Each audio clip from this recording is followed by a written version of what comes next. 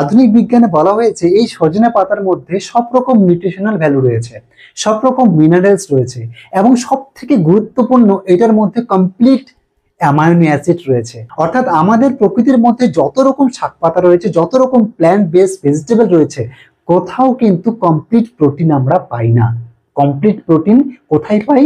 আমরা দুধে পাই, আমরা মাছ মাংস ননভেজ খাবারের মধ্যে পাই, কিন্তু যত রকম সবজি আমাদের সমাজে রয়েছে সব থেকে বেশি অ্যামাইনো অ্যাসিড এই সজনের পাতার মধ্যে রয়েছে।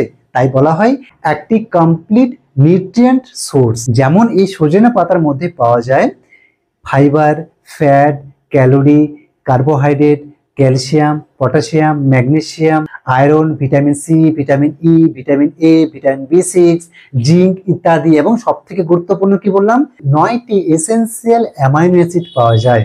ওকে, তাই এই সজনে পাতাকে বলা হয় ন্যাচারাল মাল্টিভিটামিন সোর্স। আপনারা কেউ কিন্তু এটা অবহেলা করবেন না।